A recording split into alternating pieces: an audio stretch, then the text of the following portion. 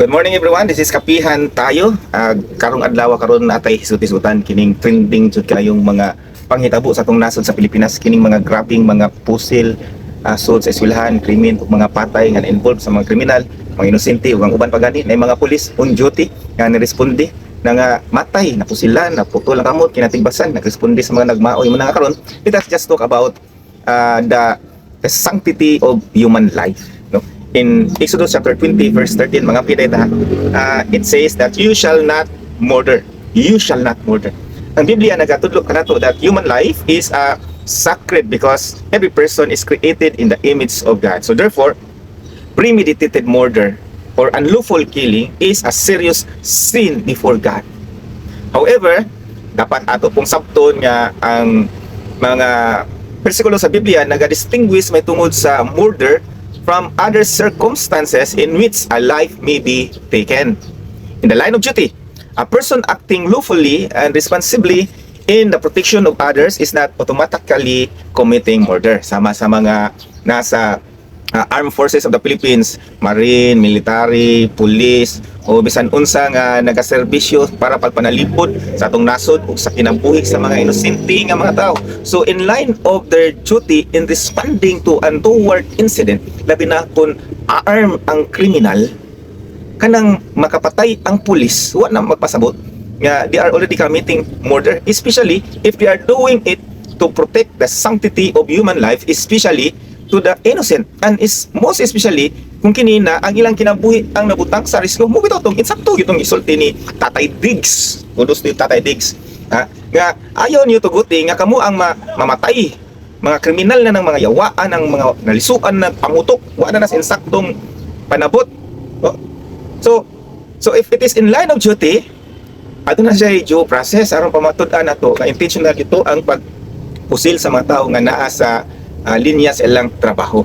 Ikaduha, during an act or during the times of war, Scripture recognizes the reality of warfare and distinguishes it from personal, premeditated murder. So during times of war, anang mga matayan na. So katong mga tao ato, acknowledge ito sa Ginoo. And anyway, it's a very long debate and logical, analytical, critical thinking, no? Kani bitawng crime against humanity. But if this during an acts of war, speechless na kayo ko ana, road na kaayo, I will entrust it to God. But you know, in the Bible, it really recognizes, no, the reality of warfare. Ikatulo, in lawful capital punishment. You know what? In the Old Testament, it contains instances where civil authorities are given responsibility to administer punishment for serious crime, no? Mga heinous crimes. Muna nga, sa to say, ang capital punishment nga kamatayon sa itong nasod sa Pilipinas na wala. Kunya ang criminal liability, grabing kanabitawng pagka sabi na sa juvenile law, ayan, nagkaubos ang edad sa mga kriminal karon.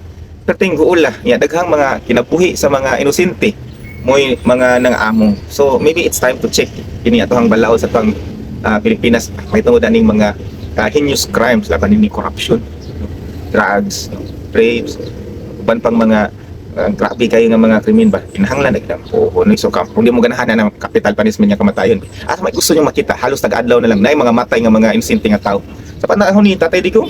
Ang mga matay ato kasagaran mga drug lord to, mga big time ba kanito nga mga drug lord to, mga mayor, mga pulis, no? Pero tanawa karon sila nga kasagaran makita natong mga matay gidaklakan dan bato ang ulo natuglang dito sa sulod silang balay, no, naaraw na ninyo ay may untang safety ang natong asod nga Pilipinas, murag wa na gini siya na mao. So mao na kini karon ikapila na tayo itong isutan nga ma-justified ang pagpatay nga dili siya sala. Number 1, in line of duty during an act of war. If it becomes a capital punishment, kini ikaupat, if it is in self-defense, amahan ka, giransak, isulod yung balay o kanang kriminal, mga tulisan, mga kawatan, and your life is at stake, your children, your wife, your family's life is at stake. Ngunya na kay kapabilidad to grabe tang to pin down, to paralyze those criminals. Unya, grabe man jud kung dili nimo siya mapatay, kamong tibok pamilya mo mamasakir. So, in self-defense, protecting oneself or others from immediate threat, no, is not the same as intentionally planning to murder an innocent person. In Exodus 22, verse 2 to 3 provides an example of the biblical distinction between self-defense and murder. Karon mo ni siya ang sala. kanang gibutang bitaw sa mga Ten Commandments nga thou shall not kill, di man na mao, sayop man na. No, ang original Hebrew word ana kay murder man jud. Kini premeditated murder is the clearest violation of the command because it involves intentionally and unlawfully planning to take another's person's life. So the heart of the command is not simply do not take a life, it is you shall not murder. Exodus 20 verse 13. So God forbids the intentional and lawful destruction of human life. So Jesus also went deeper than the outward act and addressed the condition of the heart. Everyone who is angry with his brother will be liable to judgment in Matthew 5 verse 22. As followers of Christ, we are called not only to avoid murder but also to reject hatred, revenge, bitterness, and violence in our heart. So as a biblical reminder, and this is my passing a reminder for us all, life belongs to God. We should never treat human life casually. Even when discussing self-defense, warfare, or lawful punishment, we must recognize the seriousness of taking a life and submit our actions to God's principles of justice, righteousness, mercy, and love. In Exodus 20 verse 13, does not give us permission to kill.